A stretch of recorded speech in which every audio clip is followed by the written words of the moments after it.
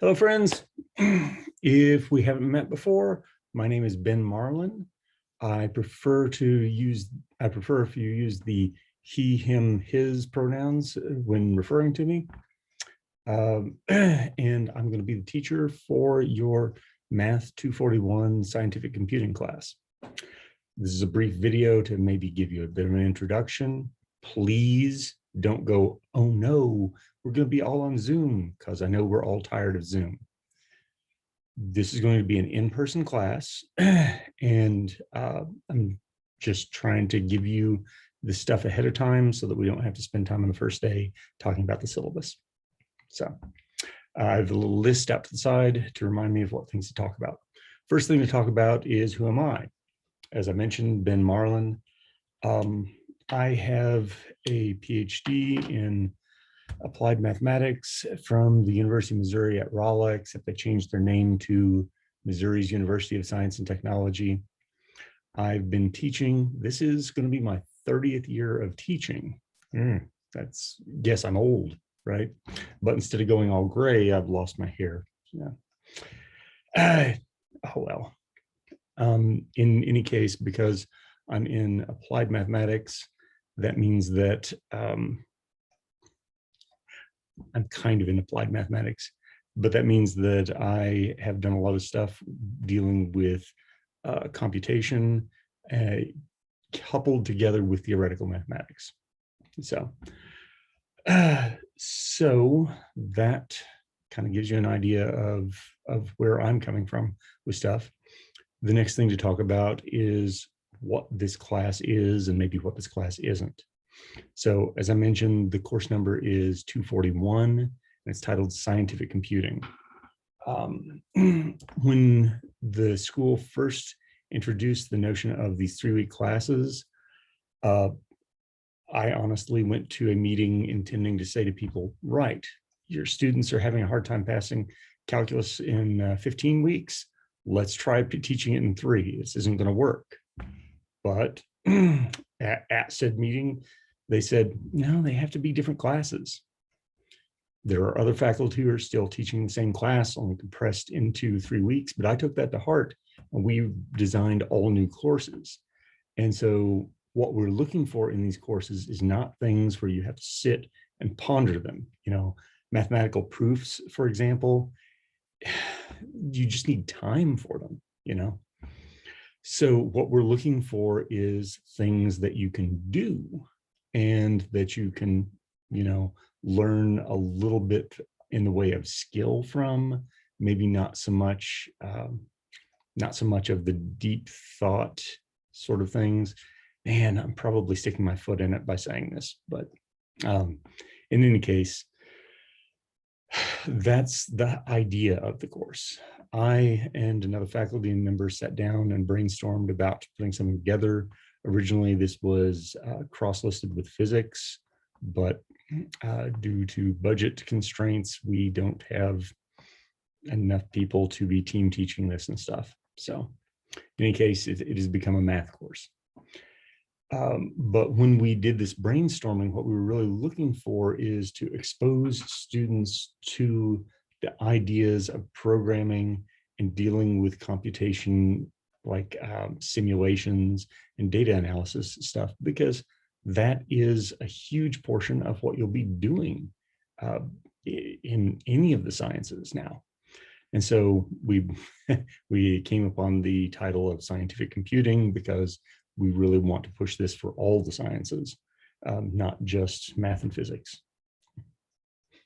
Math always gets grouped together with science, but it's not really a science, but that's neither here nor there. Okay. All right. So with regard to what we're doing for the class, you're going to be writing some programs. All right. To that end, what would be really useful is if you have a laptop computer that you can bring to class and take home with you, and that way you don't have to kind of shift in and out with different computers. If that's not something that you've got access to, no, it can't be your phone, okay? It has to be either a computer or at worst case, like a tablet, like an iPad or something, okay?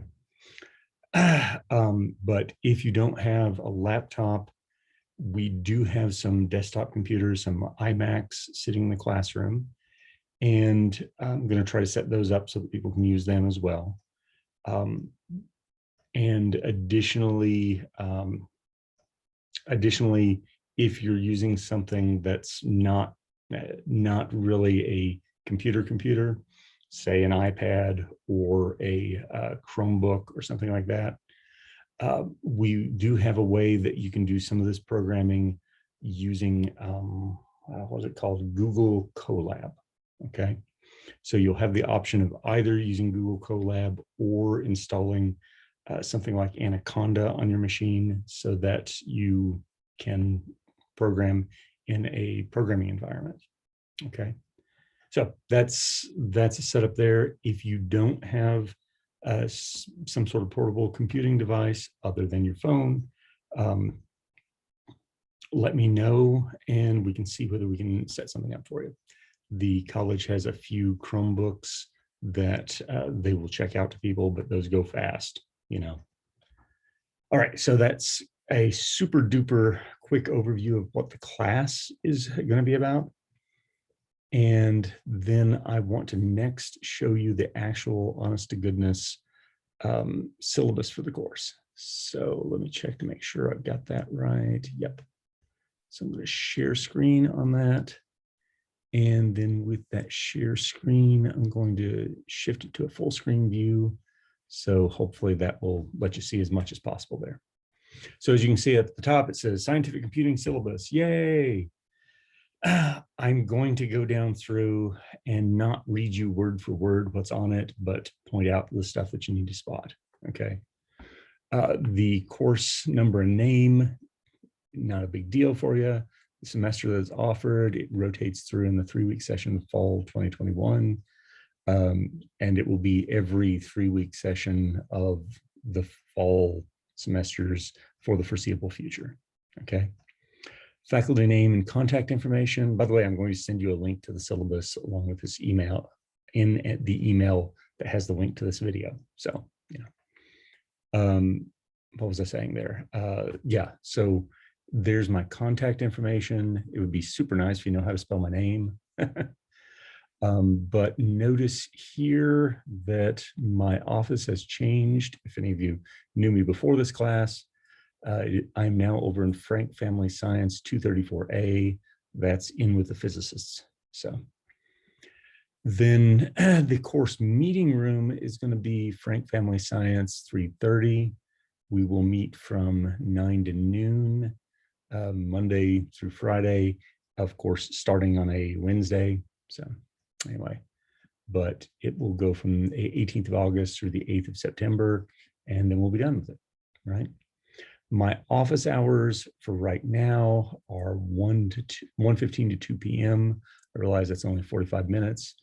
Right now, what those are set up for is in case some things change about my wife's work schedule, I might have to pick up my children at 2 p.m. So I need to be realistic and see that we can meet or we can't meet really after 2 p.m. for certain, but we might be able to. Let me know if you need to meet with me another time. And keep in mind, our worst case is we might meet by Zoom, and we might, you know, have to meet in the evening or something via Zoom.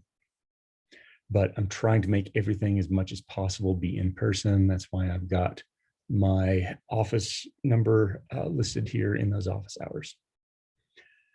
Let's see, course prerequisites and co-requisites. There aren't any class prerequisites, but that said, I'm going to assume you are familiar with a computer. That is going to sound ridiculous to you because you think you're super familiar with a computer. You're about to say, okay, boomer to me about this, all right? I'm not actually a baby boomer, I'm actually Gen X, but nothing really important about that portion. Most students in your age group are not as familiar with the workings of the computer as we think they are. You tend to be much more familiar with the workings of a cell phone. You're super about the internet and stuff like that. But I sometimes find out that you don't know about how files are stored or where to find applications and stuff. And that's really weird to me. But, you know, it is what it is, like they say, and we'll kind of work with that. I do need you to be able to turn the computer on and off and to start applications and apps and stuff. So basic computer literacy, and we'll figure out some stuff as we go along. So, all right. And then it would be super nice if you're familiar with stuff like spreadsheets, word processors, and presentations. If you are not familiar with spreadsheets, that's not that surprising. But for word processors and presentation software, I would really hope that you know what's going on with those. So in addition to that, I really need you to have the basic competence from a high school level algebra class or higher. That's not pre-algebra, that's not intermediate algebra. It is not like, yeah, I need you to know how to deal with a variable. If somebody says X and you're like, oh man, I'm scared of that, this may not be the class for you, because we have to be able to deal with those sorts of things all the time when we're doing any sort of programming. All right, and so far as what course requirements that this course actually meets, it will satisfy the, where's this at? The quantitative literacy requirement. If you are on the old program, it will really kind of overshoot what you need for quantitative literacy requirement, but that is, you know, what it will satisfy. It will also count towards one of the 8 courses that a math major needs, and probably in the physics major it counts as well, but I'm not sure exactly what for. Okay. Yeah. Then if you are on the newer curriculum that started back in 2019, the course is designed around the numeric and symbolic engagements requirement.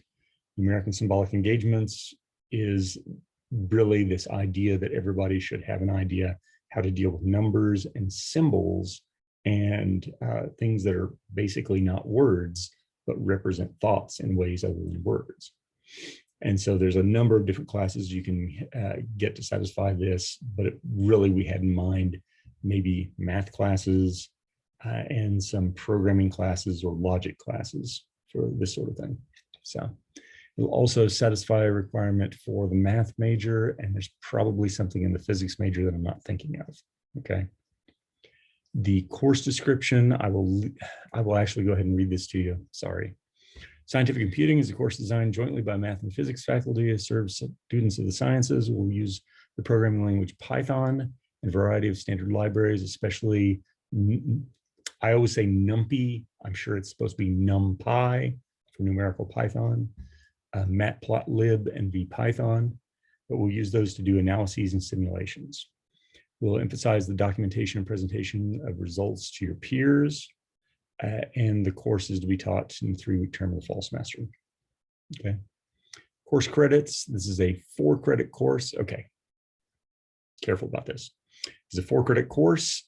So in theory, according to the SAC, I don't remember what SACS stands for, but the accreditation agency we use, allegedly for a 4-credit course, you should expect to work 180 hours over the course of a semester in 3 weeks. We'll talk about that in class. So yeah. So then, but do take it to mean that you will have to do work outside the classroom. Okay. Course learning outcomes, I'll let you read that at your leisure, but these are the sorts of things that we would expect students to get out of the course. So the Americans with Disabilities Act, I won't read this to you, but the short of it is if you have a 504, that's a form that certifies that you have some sort of recognized learning difference, then let me know about that, and make sure that you've talked to the Accessibility Resource Center about that, because it has to be all certified and stuff, you know. But if you need any sort of accommodation, let me know about that. We are not doing things that are timed exams, so a lot of the stuff that we usually do for accommodations shouldn't come up. Another accommodation that's pretty frequent is someone needing a calculator to do numeric computations. And I'm like, yeah, I need that too. So, you know, that's fine. It's not a big deal. But if there's anything that you're needing me to do, let me know about it. And in particular, we'll have to talk to the ARC and make sure everything's cool. Yeah, this can be something that's really small, or it can be something that's really large. I had a legally blind student one semester when I was teaching Calc 3. For those of you who've not had Calc 3 or haven't looked at it, multivariable calculus is a very visual class. And so we had to figure out what to do for her, because, you know, she couldn't see what I was drawing on the board. So we can work with stuff like that. Oh, and she made an A in the class, of course. So we can work with things like that. Yeah, it's just a matter of getting it done. All right, honor code. So the thing you need to know is that this is a super big deal. At Guilford, this is a huge deal. If you're thinking, oh yeah, it's a huge deal everywhere. No, here it's a really big deal. If you're caught up on something that is determined to be academic dishonesty, with your first offense, whatever the assignment is that you have plagiarized on, you have failed that assignment. As to whether that's a 0 or a 50% or something, that's up to some negotiation, okay?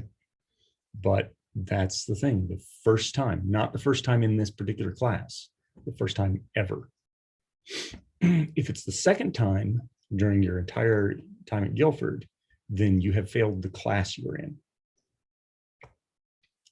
If it is the third time, remember, third time out of like a 4-year degree, then you will be expelled from the college. So yeah, this is a super big deal. We take it very seriously. Don't represent somebody else's work as your own. That's the short of it. That may not be super clear to you what that means, though. If you are in a math class and you go get a tutor and the tutor does your homework for you, you have to make sure that the tutor doesn't do your homework for you. You need to make sure that the tutor talks to you about how to do your homework, and then you do it. That you can't have them dictate it to you. Okay. I had a semester where 2 students were turning in the same assignments all the time, and I called them to task, and they didn't know each other. And it turned out they had the same tutor who was essentially just doing their homework for them, and then they were copying it and turning it in. And they didn't understand that that was academic dishonesty because they didn't do the work. The tutor did it. And yeah, so consequently, they had no idea how to do the exams that were in person and stuff. And so, yeah, that's one of those things that you have to figure out. Now, for this class, the big thing that could come up is something that is in the direction of plagiarism. Plagiarism for an English class is something different than plagiarism for a programming class, because sometimes there's not another way to write the code. But if you have seen code somewhere else that you are using literally exactly that code, then you need to put a comment in your code citing the URL that you got it from. Okay, so citations are a big deal for a programming class. And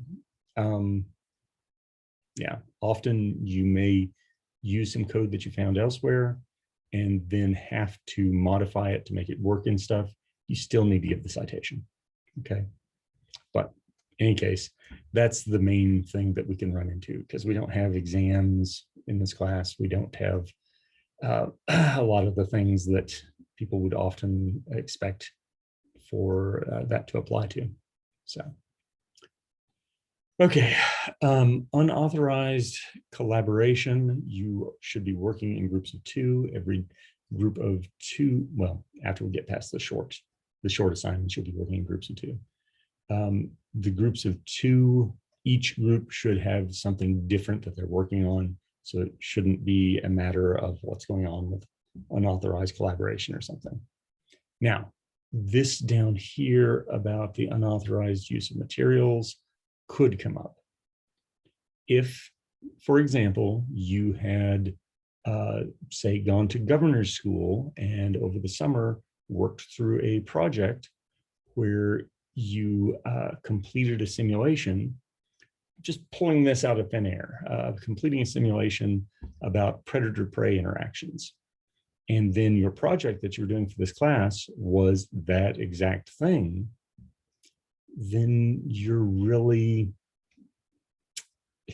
kind of plagiarizing from yourself, I guess. But the thing is, your project needs to be something new that you're doing during this class. Okay, so that's where that can come up. All right. Attendance policy, you got to show up all the time, really. But I recognize there's coronavirus stuff still going on. So we have to be flexible about this sort of thing. Okay. However, I take attendance every day, and if you are late or if you have an excused absence, then the attendance is for 75%. The attendance doesn't count for a whole bunch of your grade, but you know. So insofar as excused absences, what's excused? Well, if you let me know ahead of time, anything. Okay. I mean, literally, you can say, yeah, dude, I'm not feeling it. But you got to say that ahead of time. You can't wake up at 9:03 and send me that email. That's too late. Okay. Yeah, if it's something that doesn't seem very, very legit, then you need to let me know ahead of time. If, on the other hand, it's something that is legitimate, say you showed up with coronavirus, or you got hit by a bus, or something's happening to a member of your family or something. Okay, send me an email. We'll work things through with that sort of stuff. And that's probably going to be excused. Okay. All right. So attendance policy. Yep. Grading system. And I didn't mean to have that break across a page. Sorry. So your grade will be determined by your work in and out of the classroom in completing both major and minor assignments. The weighting is as followed: 10% for that attendance.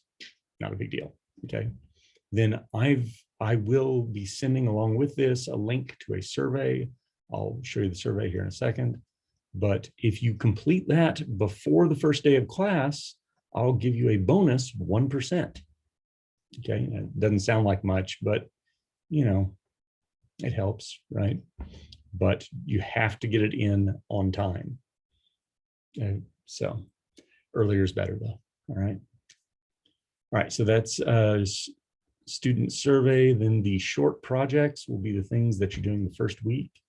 And they will just be some stuff that I will make some Jupyter notebooks for you.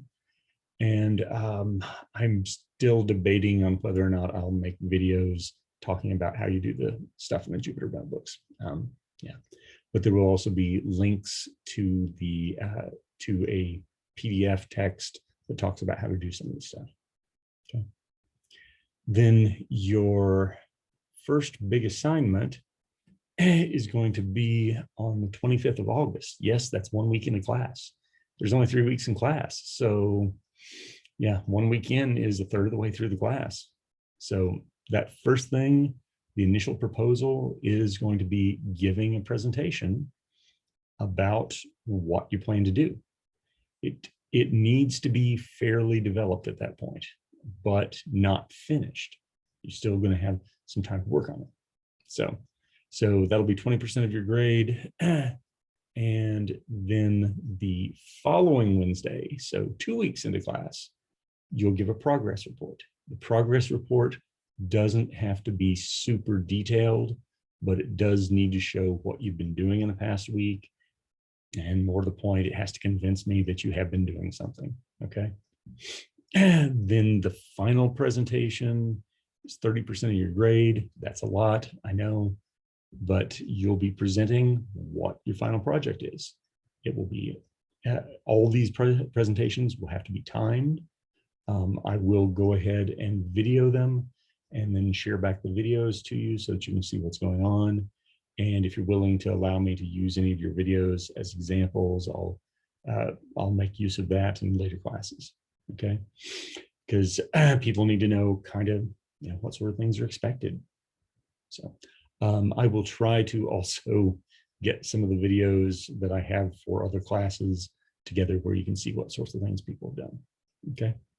So, all right, well, in any case, with those, then at the end of the course, you will be assigned a letter grade. I don't do anything super creative about things. 90, 80, 70, 60 is the cutoffs for ABCD. So you need to have mastered 60% of the material in order to pass the course. That's where I stand on that stuff, okay? But then those 2% things that are sitting at the edges with the pluses and minuses, you know, those are a little bit, to me, those are not such a big deal, but I realize for y'all, it actually makes a numerical difference in your GPA. So, in any case, those are a little bit more blurry, but we are generally looking to just break things down in percent, in the straight percentage of what you got in the course. So readings for the course, those are links to the PDFs that I mentioned earlier, and it gives you some ideas about how to do some basic programming. I'm also going to try to show you how to do some stuff on the very first day. So we'll see what's going on with that. And then I'm supposed to have a list of our major graded assignments, which I just got through going through, but there's the list of those as well. As you can see, there'll be links coming soon on that.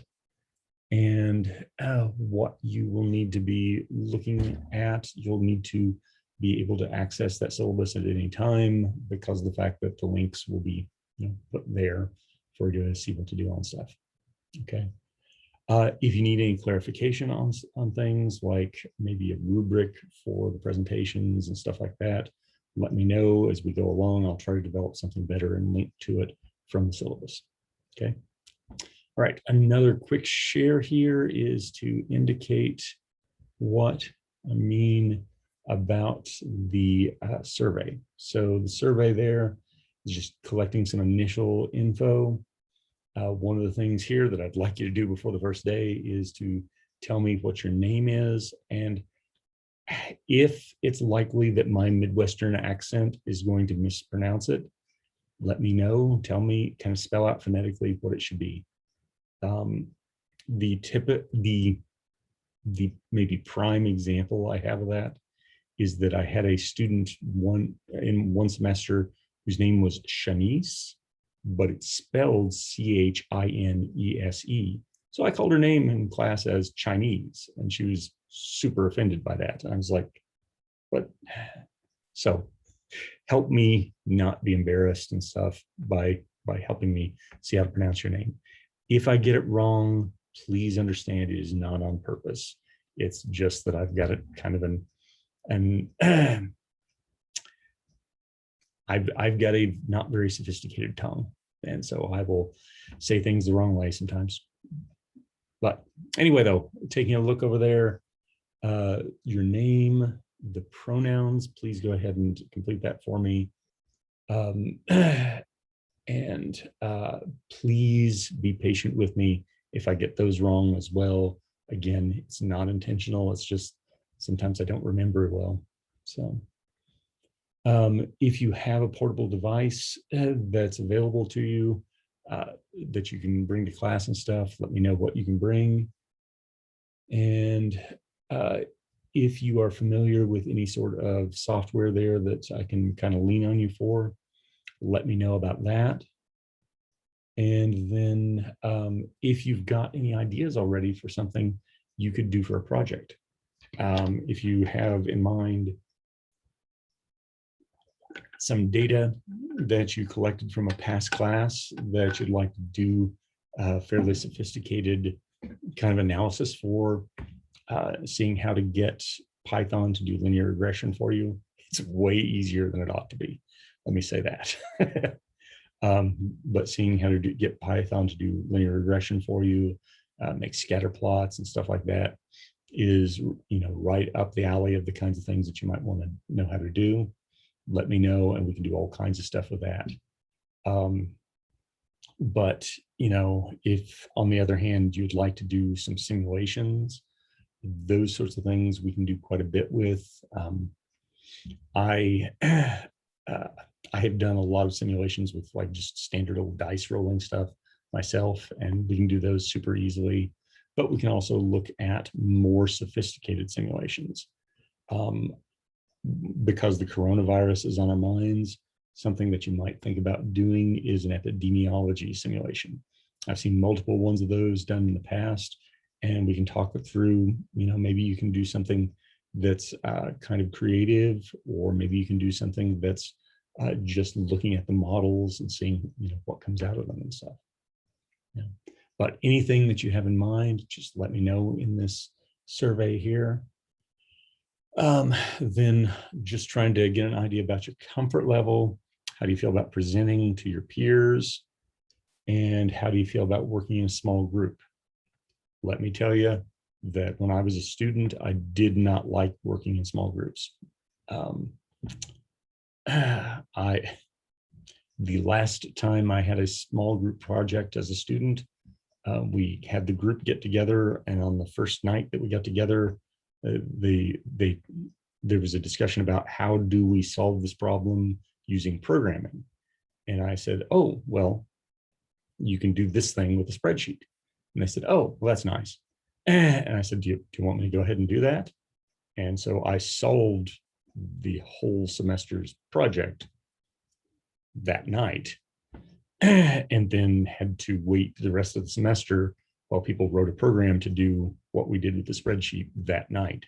And the day we handed it in, the person who was doing the main programming went, oh, shoot, you solved this the first night. And I was like, yeah, that's how projects have always felt to me.